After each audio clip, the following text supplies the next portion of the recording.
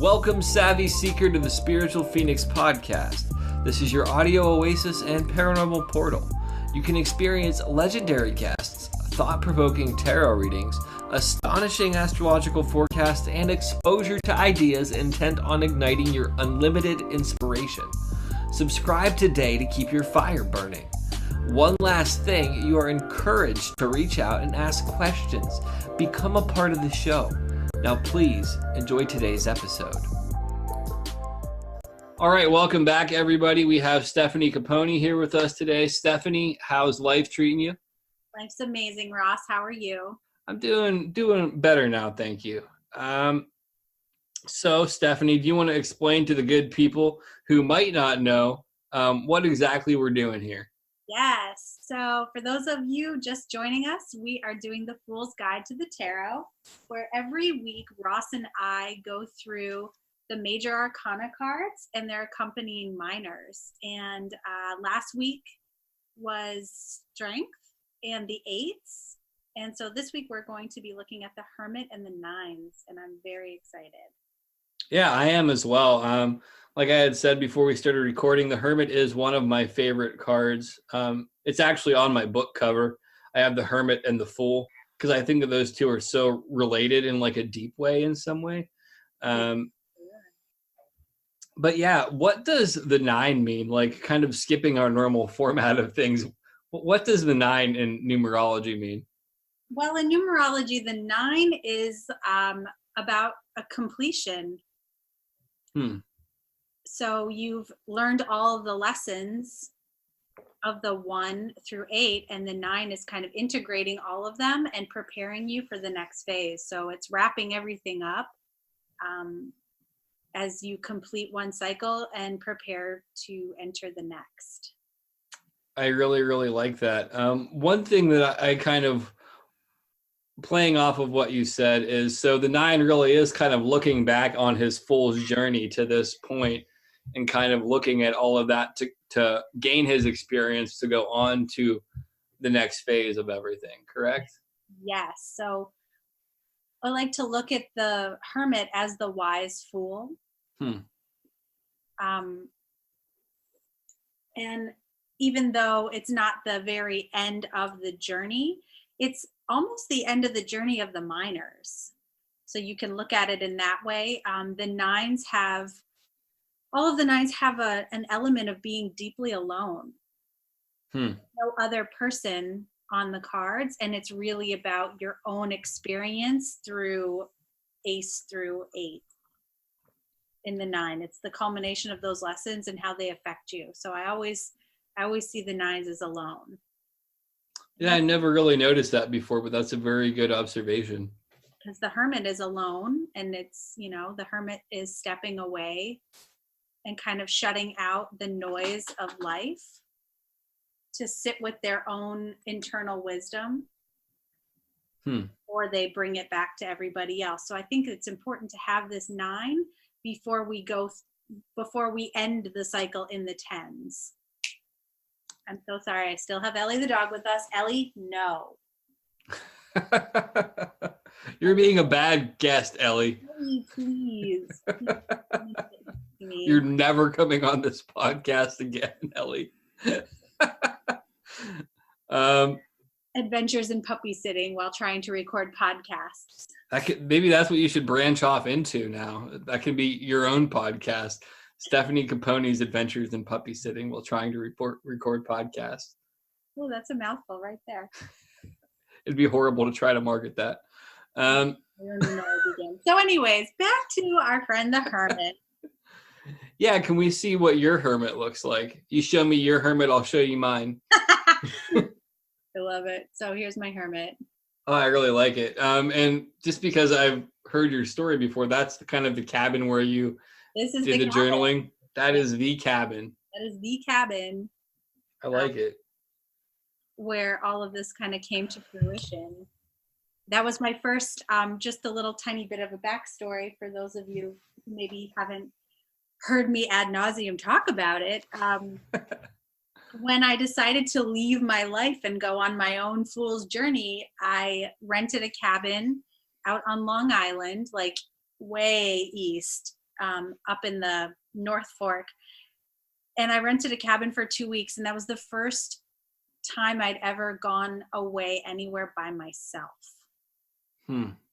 And I just brought a bunch of journals, a bunch of sketchbooks and watercolor, and I didn't go out, I didn't talk to anybody. I just was like, hey, I'm gonna sit in nature and I'm gonna tap back into my creativity because I feel like I'm not expressing myself and it's killing me. So that is my hermit. Yes, that was my kind of going away from society to tap into my own inner wisdom, and this is the result. Yeah, very cool. I definitely like the result of you having done that because I really appreciate your artwork. One of the questions I want to ask you about yours specifically, so you have the moon in it. I take it that the moon is a nod to the lantern in the traditional hermit card, correct?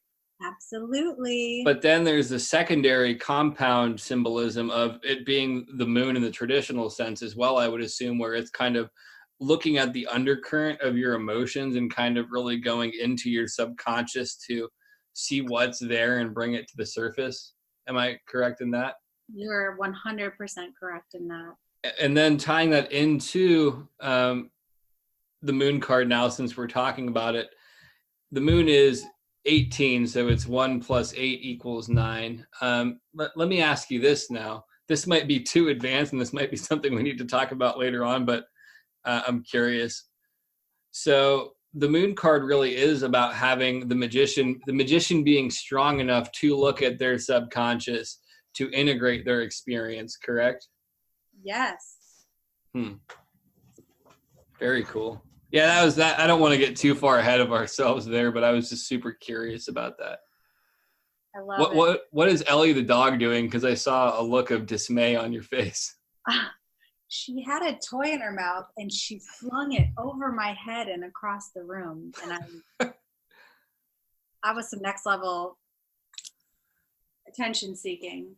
That's good for a dog her size, though. I give her props on that. Yeah, she's 6 pounds and she's very spunky. Anyways, so do you have maybe a hermit story? Shit, dude, my life is the hermit story. I mean, I guess really having, I'm in recovery, as some people may know. I recently went and did my, I guess I'll talk about where I'm at now. Right now, I'm on the 8th step, my second 8th step, which is about kind of making a list of all the people that we had harmed and become willing to make amends to them. So a large part of that really is, I mean, even in tying it into the previous card, which is strength, looking at through that as being vulnerable, getting honest with my story, but really looking at kind of where the choices I've made have taken me. But then also now that this is my second time through it, looking at how far I've evolved on this process of healing as a result of taking all of these other steps in my life and seeing how all the wisdom I've gained from part of the wisdom from fucking up my life, I guess, because there's a lot of wisdom in being the fool and kind of creating all that chaos. But then there's a lot of wisdom in integrating those experiences and really beginning to understand.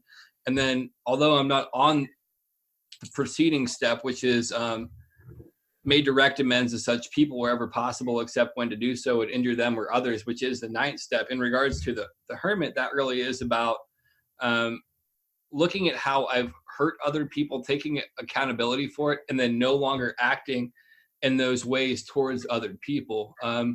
So for me, and this will be kind of the end of it so I don't ramble on too long, but for me, like, a lot of my amends are what's called living amends, where I act differently because I can't ever correct the behavior.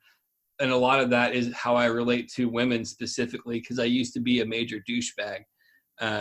So that's my hermit story, like looking back through the lens of active addiction and seeing how I can be a better person today.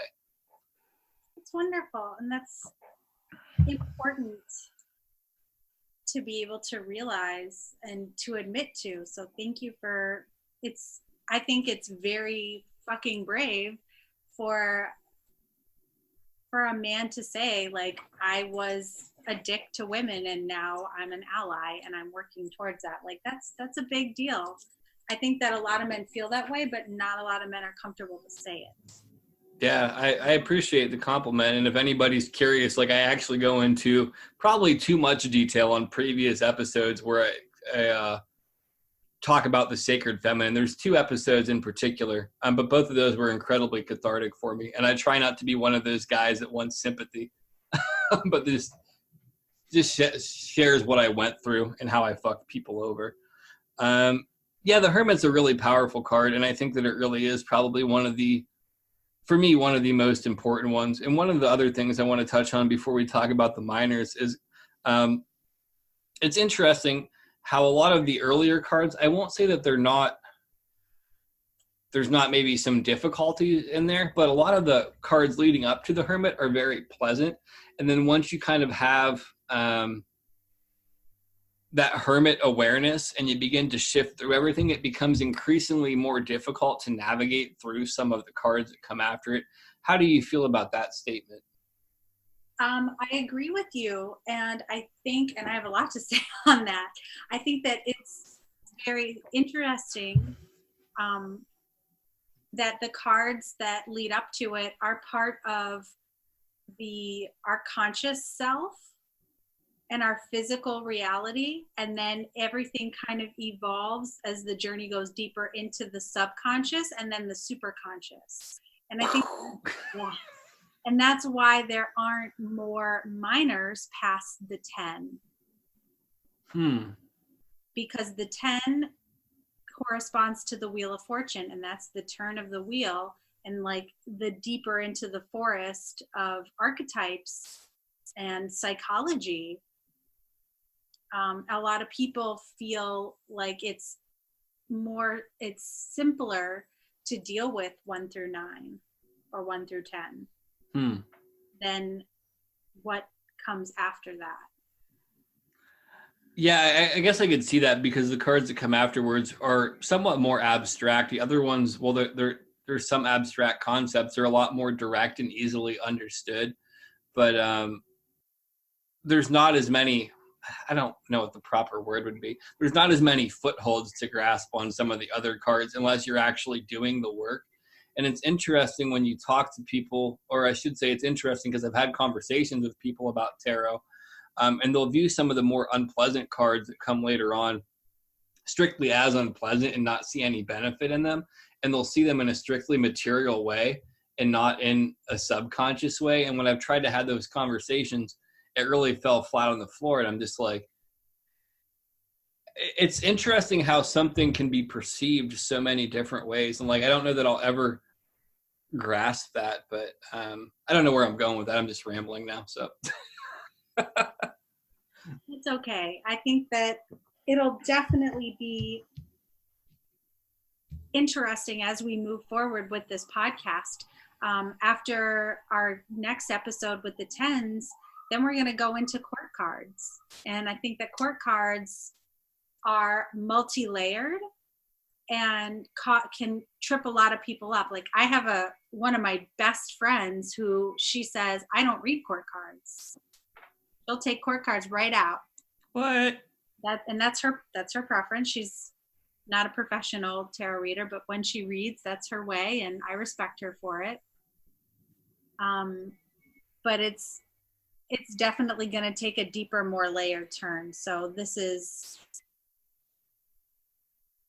1 through 10 really lays the foundation to then dive into more subconscious, more abstract, more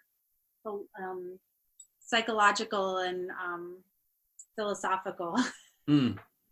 So what you're saying is enjoy the beginners classes while you can, everybody, because it's about to get deep. Yeah, so we're about to take the red pill. Uh-oh. All right. Anyway, Ross and I have had that tangent. Let's Right. Well, you actually made sense of it and brought it back to reality as opposed to me like running off the tracks. Let's dive into the minors now. Which one do you want to start with? So I always see a split in the minors depending on the element. I see a couple of them feel a lot more joyful and a couple of them feel a little stressful. Mm-hmm. So let's just go right into the most stressful card in the minors, and that is Nine of Swords. I love the way you have it set up there. Thank you. It's one of my favorite cards, and this is one of my favorite images that I've ever drawn. Yeah, that's phenomenal. And I think it's not just because I was a hairdresser, but having all of those swords, you know, there are thoughts and communications, and the card is a card about anxiety and irrational fears and stories that we've told ourselves. And it's a 9, so it's coming to the end of that. And I feel like you can be stuck in your anxiety and you can be stuck in your mindset. But when the 9 of Swords comes up, it's like the universe kind of saying, like, that shit is all in your head. That is not reality, and you have the choice to leave that behind. Yeah.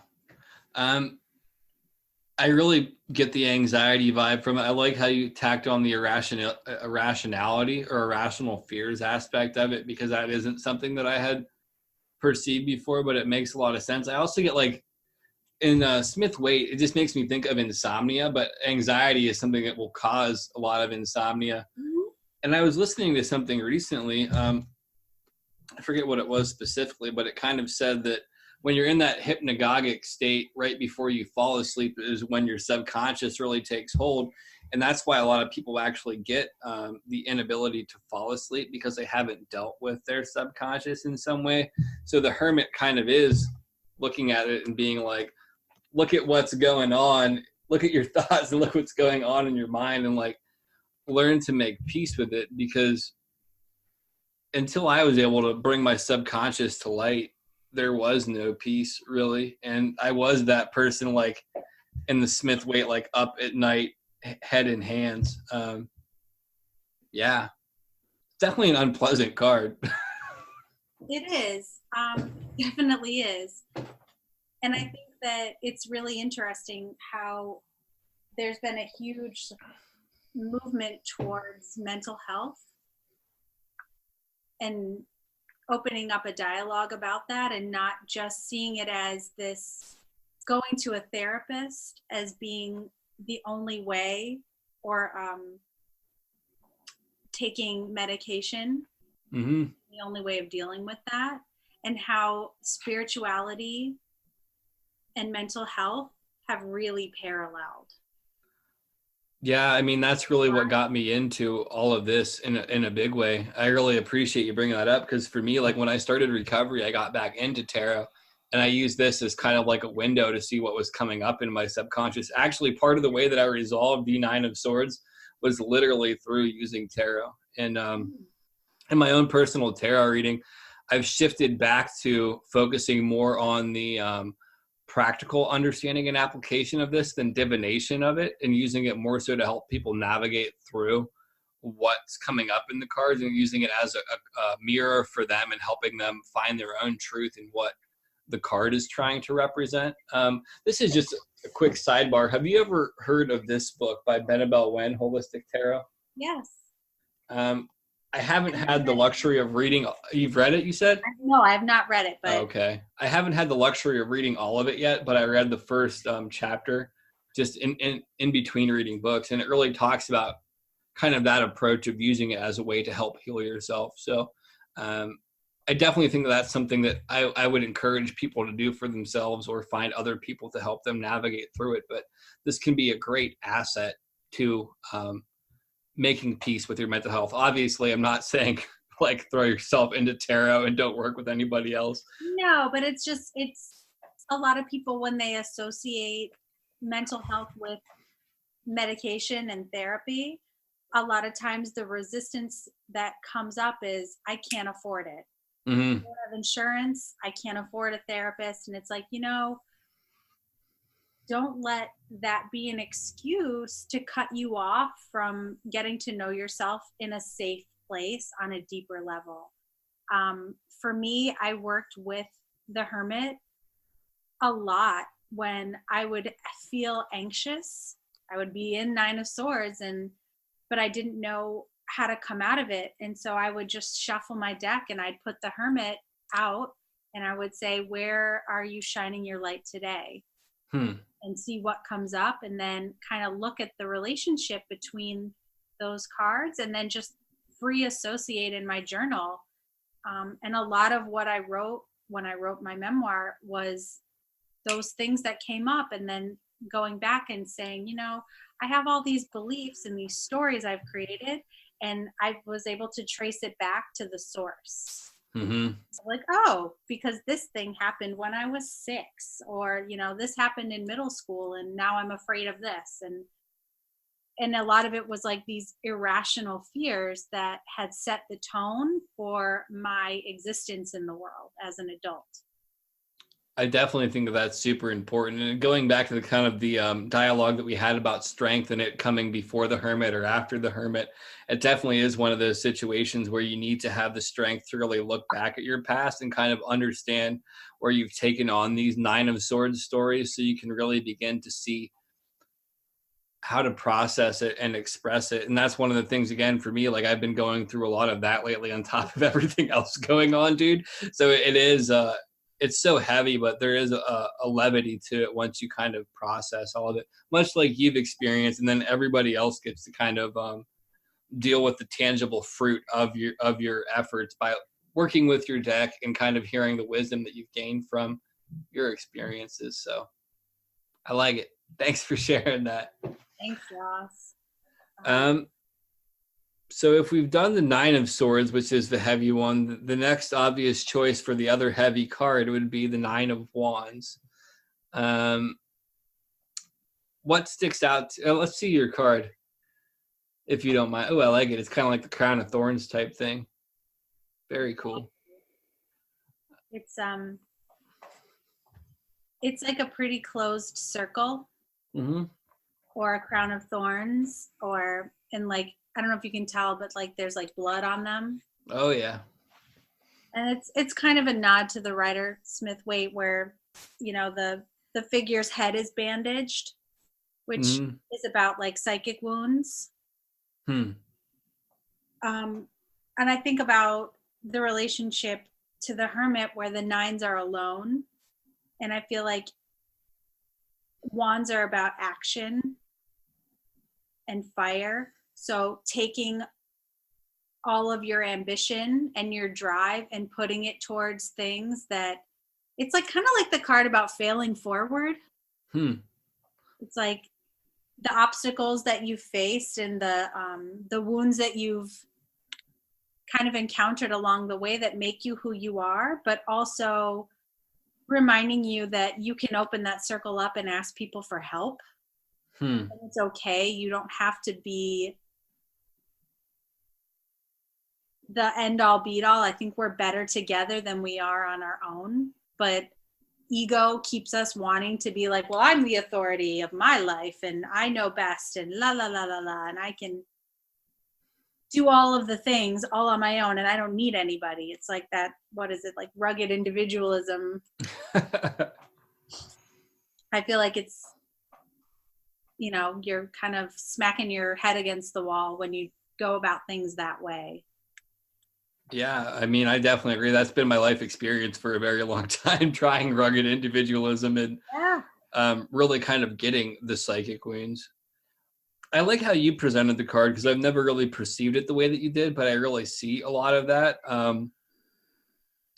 now that you kind of brought it to light. I always took it as being somewhat defensive and apprehensive about everything, and kind of standing guard. But I really like how you've put it. And although it's not directly related, I almost see somewhat of a correlation between this card and Eight of Pentacles in some regard, where it's doing the work and then this is kind of letting things grow once you've kind of done the work and you're kind of exhausted. It might just be where my exhausted mind wants to see it now.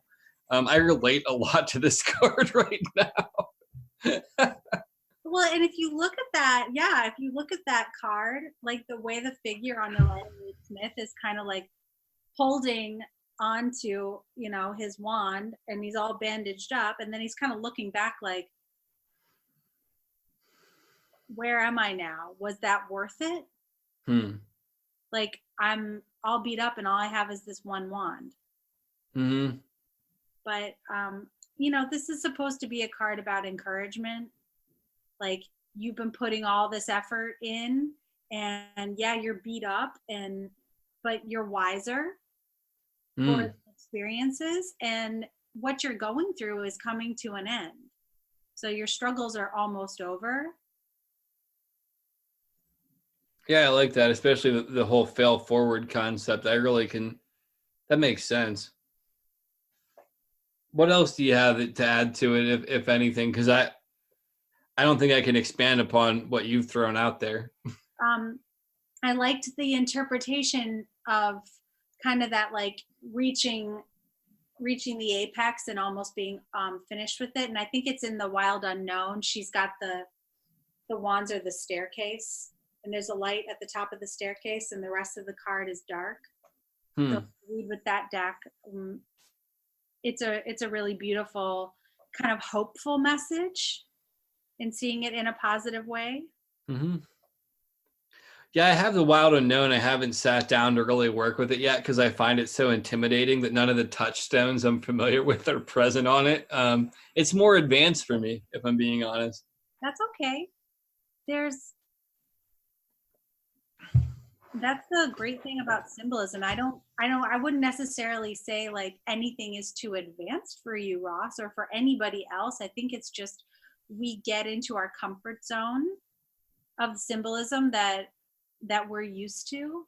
And I think that if you take, just anybody who enjoys reading, to just take out all of your decks and pull out different cards and look at, like, line them all up together, and like maybe look at the Hermit in a bunch of decks and see what comes out of it. In the Wild Unknown, it's like a turtle with like a light on top. It's I don't know where I was going with that, but I think it's I feel like it's like speaking multiple languages. We know how to say hello in how many languages, and like pick up little words. So I think it's just, tarot is a language. It's an artistic language between you and the universe and your subconscious and higher self.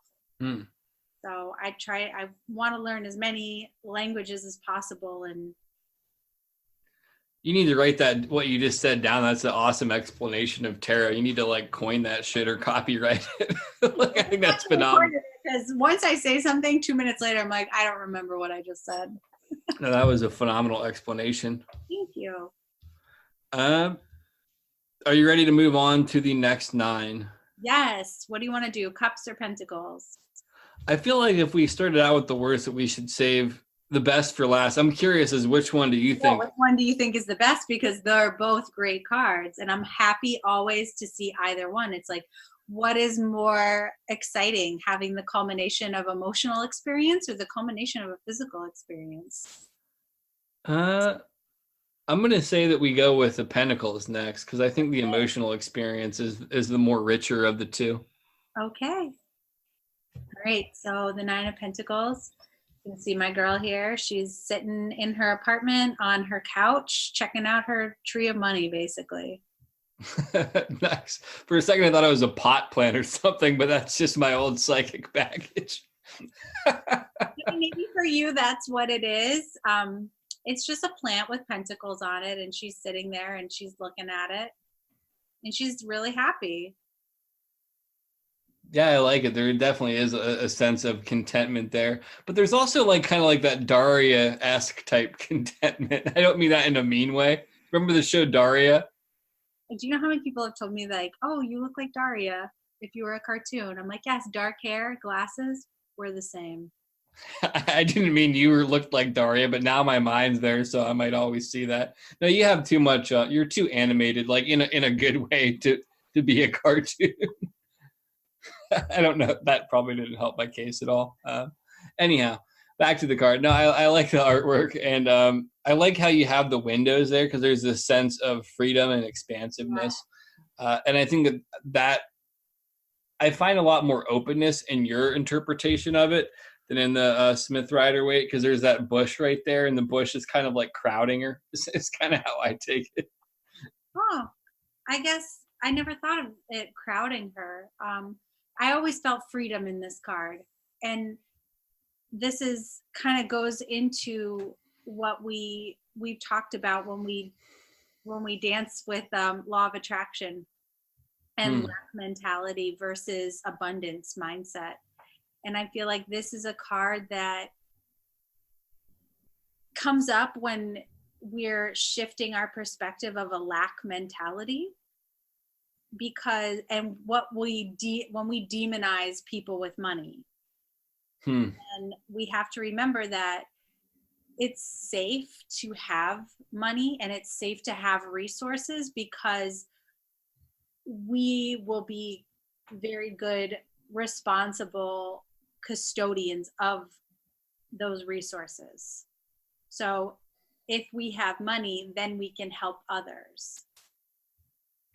Yeah, I think that's something really important to address, because it's really prevalent in the new age culture that money's bad and charging for services is bad and all of this stuff. I was listening to a book on tape by Mitch Horowitz, The Miracle Club. Are you familiar with it? No.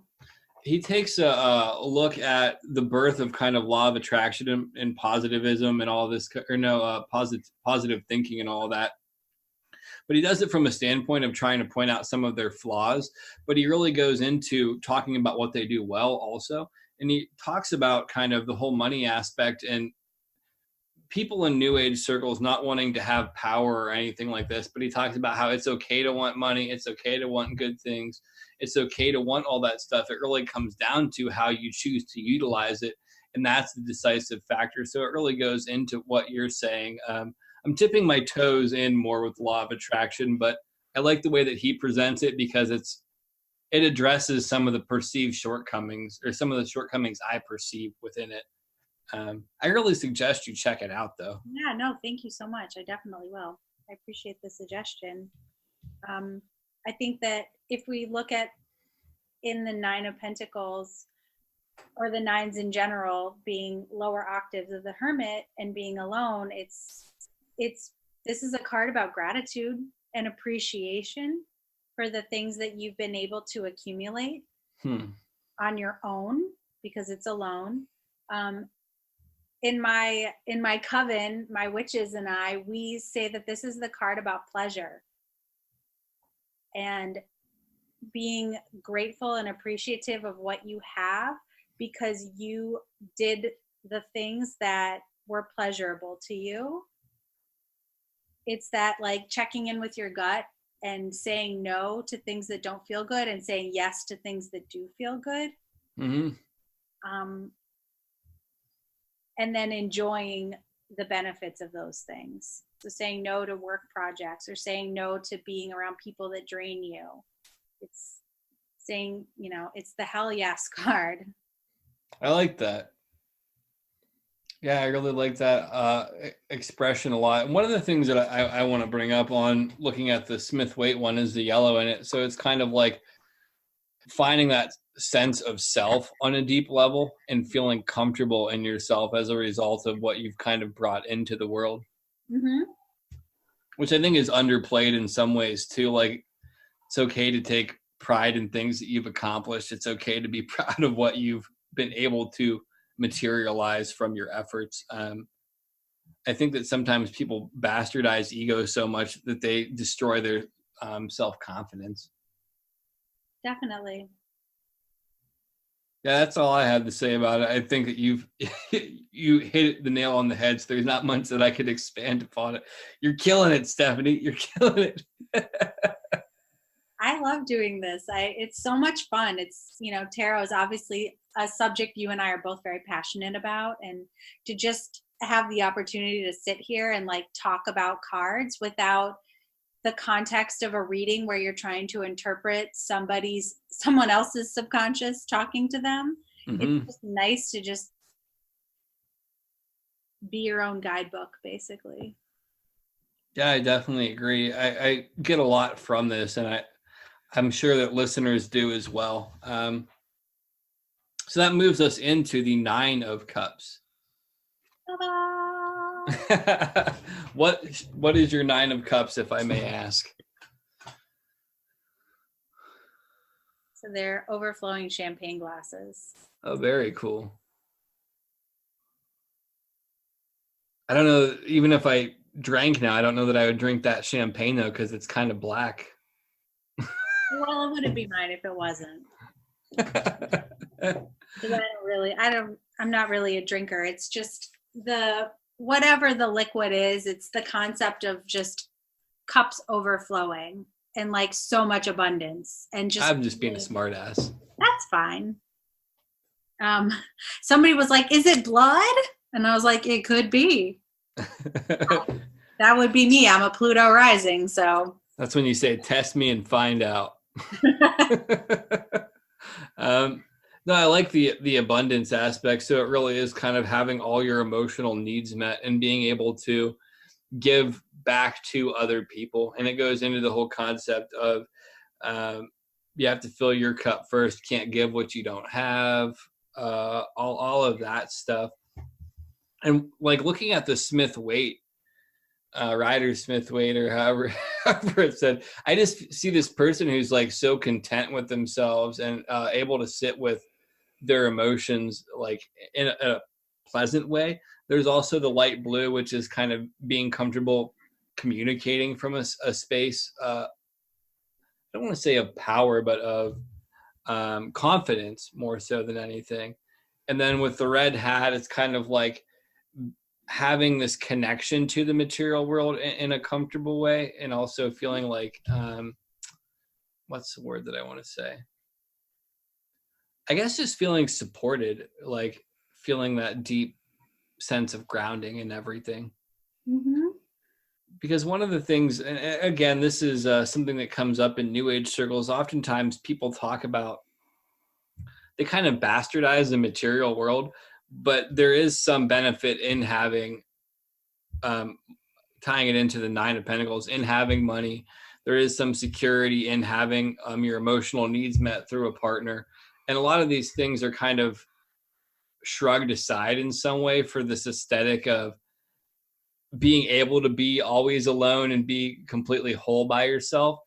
But there's a benefit in all of these other things. Otherwise, there'd be no point in doing them.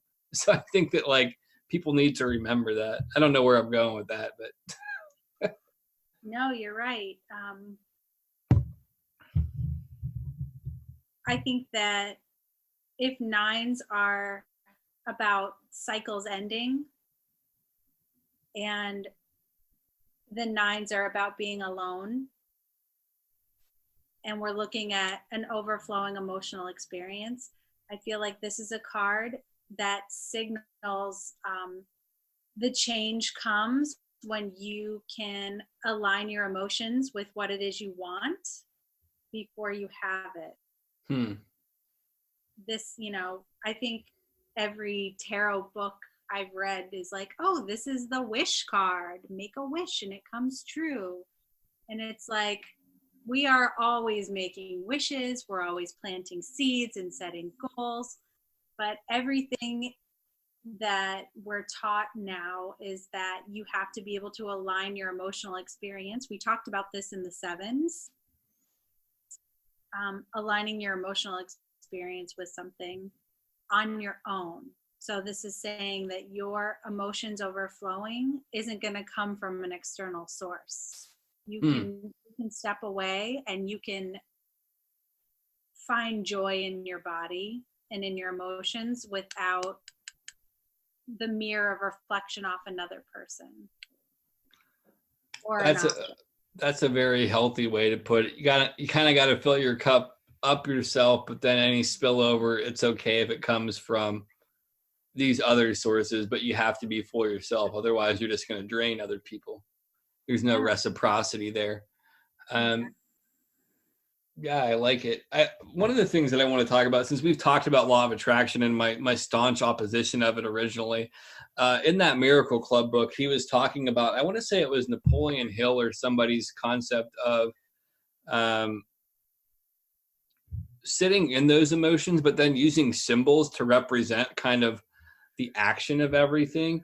And that put law of attraction in a lot more tangible understanding to me, to like think of the emotional aspect of this symbol, or like this anchor symbol, more so because previously I'd heard people say like visualize the whole scene of everything. And even being a very visually minded person, that's a big fucking burden to like try to picture everything and hold the emotion of what you're trying to attract in and everything. But being able to like say symbolize like a public speaking career with a microphone and feeling like energetically like you're giving a lot to people and you can feel them getting something from it, but then also feeling like confident and all of that, like that's a lot more tangible, I guess, than picturing the whole thing. um i, I just felt like I had to add that in there. I'm glad. No, I'm really glad that you did, because I think it can get confusing, and everybody's kind of trying to figure out what works for them. So, Mm-hmm. if I may share my Absolutely. with, No, only mine. Show's over now. No, I'm just joking. well, it is your show, and I'm not that big of a dick. thank you for that. So we were talking when we were, back in Nine of Swords, keeping you up at night. I think that it's important. There's, I think it was Wayne Dyer's 5 minutes before you go to sleep at night, and it was like born of that, and like mixing like different philosophies of like a morning practice, but having an evening practice is just as important. And I think that's how these two cards can tie together. If you think about programming your subconscious mind, which is what I do and what has worked for me, is every night before I go to sleep, I lay in my bed and I close my eyes and I picture my ideal self. I'm laying in my bed in the place. Where is this bed? Where am I laying my head down? What is the space like? Who's next to me? What is my role? What does my house look like? And before I go to sleep, as I'm like kind of drifting into that thing, it's like kind of running my mind mentally through trying on essentially my ideal life. And I do it when I wake up in the morning too. I wake up in the morning, shut the alarm off, and before I get out of bed, I'm keep my eyes shut and I'm like, where am I waking up in? What is it like outside? What does this space look like? Who's next to me? What is my routine for the day? Mm-hmm. In my ideal, amazing, successful, happy human body. How can I get myself emotionally in that place to retrain my mind? All on my own, without any external influences. And I really like that. I think that's you should look that up. I'm going to look up I'm going to have you, can you say the name of that book again? The Miracle Club. If you do a lot of driving, they actually have it on one of the library apps where you can get the audiobook for free. I've been doing a lot of those. Let me know of the Wayne Dyer book. They actually mention something similar to that in that book as well, and they talk about this person, one of the people whose names I can't remember, being one of the people who Wayne Dyer shaped a lot of his philosophy off of. So he was kind of like the influence for Wayne Dyer. So I'm curious to hear Wayne Dyer's approach, but also this other person's as well more. Oh, wait, what was this person's name? So the person who wrote the Miracle Club, his name is Mitch Horowitz, but the person who they reference influencing Wayne Dyer, I can't remember his name right now. I'll have to get back to you after we're done chatting. I'll send it to you via Messenger or something. Thank you. And you had mentioned Napoleon Hill as well, right? Yeah. Are you familiar with his work at all? I know he does Think and Grow Rich and some stuff like that, but beyond that, I'm not entirely. I know titles, but I've never read any of his work. Um, I think it's interesting how the universe gives you snippets. This is kind of a tangent. It gives you snippets of things that could be helpful, and we have free will whether we can take it or not. And I'll never forget, I was 21 and I had totally walked away from my spiritual path of my early teens, and I was trying to be corporate and please parents and be a normal person. And I worked for a mortgage company, and my boss's father had asked me, he said, "Hey, I heard of this book, Think and Grow Rich. It's by Napoleon Hill, and I really want to read it." But he didn't know how to use the internet, and this was like 2005, so I didn't really know how to use the internet. And he was like, "I can't find it." There was no Amazon or anything. So he's like, "Can you please buy me 7 copies of this book?" And I did. I tracked it down, and I was so proud of myself. And I bought the book and had it shipped to the office. And he said, "Thank you for doing that for me." And he gave me a copy of the book. And can I tell you, I never read it. Still? I don't even know where I've moved so many times. Who knows where anything is? But I remember having this book in my hands, and it sat on my shelf for like a couple of years. And like that was the universe giving me a present. And I ignored it. It's coming back up for a reason now, so now I need to act on it. Yeah, I've heard good things about him. Actually, I was on Facebook earlier, and somebody else in one of the groups I'm in mentioned it again, and I'm like, universe is telling me something with this book, and I'm trying to ignore law of attraction as much as I physically can. When you resist persists, my friend. You know this. I think maybe we should just call it something different, because it's not just the law of attraction. There's 12 laws of the universe, and they all work in conjunction with one another. Yeah, I'd probably just need to get over the semantics of it and just take it for what it is and not try to shape everything for my convenience.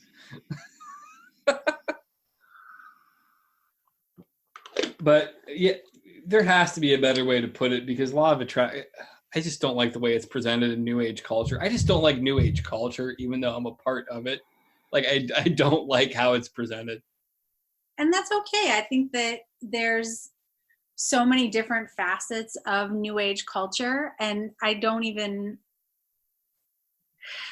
it's constantly evolving, and we all get to make up our own version of what that means to us. Mm-hmm. So kind of take what works and kind of leave behind the rest. Ellie is staring me down. She was.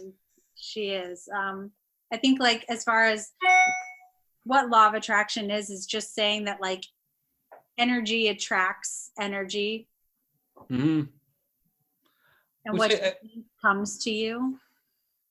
Yeah, which I agree with all those principles. I don't know what my apprehension of it is, but I'll sort it out eventually. I mean, one of the things too is all this is relative to the Hermit in some way as well, because your story relates to the fact of looking back and seeing how this story came up and how it's coming up again, and maybe seeing that there's something more there to it. My apprehension to the law of attraction is really highlighting the fact that oftentimes things that I'm apprehensive towards tend to have a lot of wisdom and benefit for me. But I'm just a stubborn asshole sometimes. And yeah, I think all of that is stuff that I need to investigate more so. But yeah, let me know the title of that Wayne Dyer book, and if you remember it, maybe you can let other people know on the podcast as well, because maybe they want to check it out after hearing us talk about it. I think, like, sometimes I just type in stuff on YouTube. Mm-hmm. It's such a great source of rabbit holes of things to fall into, and I think it was one of those whatever video I had been listening to kind of clicked over and it went right into like the 5 minutes before you fall asleep. And I really think that might be actually what it's called, but I'll look it up for sure. Yeah, I definitely would appreciate it. I'll try to find it on YouTube as well. Yeah. Last thing I'll say on that is like that 5 minutes before you fall asleep thing. That's right when you're in the hypnagogic state, like I had mentioned with the Nine of Swords, kind of like you had touched upon as well. And that's really one of the things where they say that that's when you're most likely to create whatever and program your subconscious. I think you had touched on it, but I feel that that's worth underlining again, really. So it's either your subconscious comes to mind or you affect your subconscious by consciously tinkering with it. Mm-hmm. Do you want to give us the Stefanie Caponi rundown on all of the cards? Okay, so we talked about the Hermit being leaving society and stepping away from external distractions to get in touch with your own inner wisdom and what's truly inside of you so that you can share that. And we talked about the Nine of Swords being irrational fears and anxiety, and ways to work with that is teaching yourself through your own inner wisdom on how to reprogram your subconscious mind. And the Nine of Wands being about the culmination of things that you've tried to do all by yourself, and the ending of lessons that you've learned so that you can move on to the next and putting your energy into something better. We talked about the Nine of Pentacles being about gratitude and abundance for what you've been able to create yourself, and being able to say no to things that drain you or aren't meant for you, and saying yes to the things that really get you excited. And then we talked about the Nine of Cups being gratitude and overflowing of emotions and getting yourself into a really positive emotional state to get to that next level of having all the things that you want, but being able to get there all by yourself. I really like it. One of the things that I want to add before we close too is thinking about the Hermit card. I forgot to mention this. This Friday, I'm actually going camping by myself for like a day, to where my whole plan is to remove myself from everything, shut off my phone, like just drink water and maybe bring some fruit and like do this whole purge of everything and kind of go into that hermit space of really just looking inside and having that like Star Wars moment where Luke Skywalker goes into the cave and realizes that Darth Vader's him, even though it's not in like the real. Do you remember that scene where he sees himself in Darth Vader's mask? Yeah, I think I'm going to have one of those moments. So it is that hermit moment, but it'll allow me to move forward. But yeah, thanks so much for coming on and doing this. And I guess now is the time to invite the listeners to reach out with questions, comments, leave reviews if possible, all that good stuff. You can reach Stefanie or myself on Instagram. The information will be in the show notes. Also, you can reach out to her at moonvoidtarot.com, or you can reach out to me at staff@spiritualphoenixstudios.com. And Stefanie, what is your final word on everything? Oh, I hate when you ask me that. No, just thank you everybody for continually listening to us. I mean, this is our 9th episode. Is this our 9th or is this our 10th? 10th, technically. Yeah, technically the 10th episode. So our 10th episode, so that's 10 weeks of Ross and I, and we look forward to next week. I cannot wait to get into the Wheel of Fortune and the 10s and wrap up this cycle of the minors. Thank you for listening. If you love this show, one kind review goes a long way. If you have a question or comment you'd like read on air, please send your email to staff@spiritualphoenixstudios.com or use the link in the show notes.